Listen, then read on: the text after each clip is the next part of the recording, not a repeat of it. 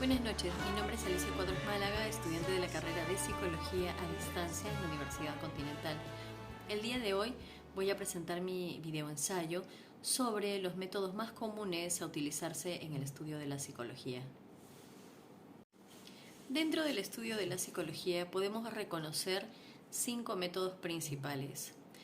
¿Qué sucede? Que la psicología necesita estar organizada y llevar a cabo su procedimiento a través de diferentes métodos de estudio que permitan a los psicólogos acercarse a las preguntas que se plantean de la forma más óptima y con el menor número de sesgos, para poder construir conocimientos que servirán de base para nuevas hipótesis. En lo que respecta a estos métodos, no existe uno mejor que otro, por así decirlo. Definitivamente tiene que ver con el objeto a analizar, el método que podamos elegir para conseguir un resultado óptimo. Los métodos de investigación en psicología se dividen en 3 grandes familias: el método correlacional, el método descriptivo y el método experimental. Cada uno tiene sus particularidades, ventajas o desventajas con respecto a los demás. Método correlacional. Cuando se habla de correlación, se refiere a la asociación entre dos variables. Una correlación indica cuántas de las veces en las que se observa un fenómeno A se puede observar a su vez un fenómeno B. Por ejemplo, si se toman las variables nivel socioeconómico y éxito académico, puede surgir la pregunta si estas dos correlacionan, es decir, si la aparición de una predice la aparición de la otra. Si tras examinar una muestra se encuentra que el incremento de una se asocia al incremento de la otra, entonces nos facilita esto una correlación positiva. Esto es bastante útil porque permite realizar predicciones. Sabiendo que el peso y la estatura correlacionan de forma positiva, cuando se ve a una persona alta se puede predecir que tendrá un peso alto. En este punto hay que detenerse y hacer una distinción entre asociación y causalidad.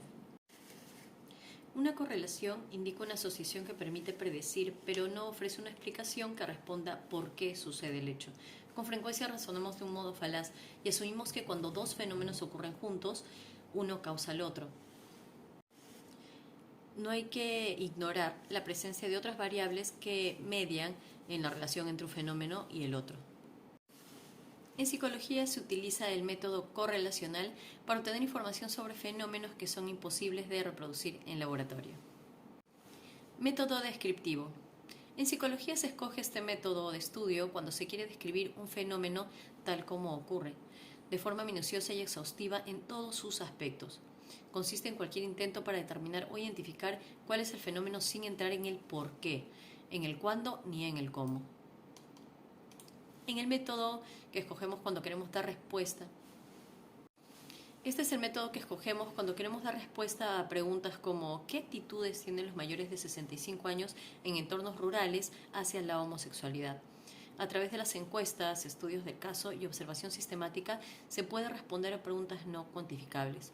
Asimismo, nos permite realizar un primer acercamiento a una cuestión que puede ser más minuciosamente abordada a través de estudios correlacionales o experimentales.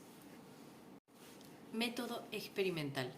Dentro de los métodos de estudio de la psicología, el método experimental tiene como objetivo dilucidar cuál es la relación causa-consecuencia a través de la manipulación de una de las variables. Son los llamados estudios de laboratorio. En ese caso se tienen sujetos de experimentación para poder realizar estos estudios. Por ejemplo, tenemos que tener un grupo de personas que son el grupo en donde se va a aplicar la experimentación y otro grupo base en donde no se aplica la experimentación del caso, para poder tener un resultado más fiable y de mayor cantidad. En los estudios experimentales, el investigador modifica una variable que él controla, llamada variable independiente, para poder observar los cambios en la segunda variable, que vendría a ser la variable dependiente. Este es el método más usado si queremos obtener datos seguros, fiables y certeros, siempre y cuando el fenómeno estudiar lo permita. Estas han sido las 3 grandes familias en las que se dividen los métodos de investigación en psicología. Sin embargo, en ocasiones los psicólogos emplean métodos que no terminan de caer en una de estas familias.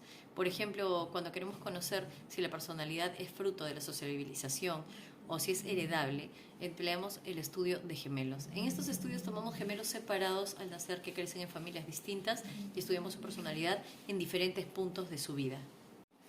Al cabo de un buen tiempo, comparando las diferencias entre los gemelos y con una muestra de gemelos suficientemente grande, no valga la redundancia, podemos hacernos una idea de cuánto se debe a factores genéticos y cuánto se debe al modo en que los niños han sido criados.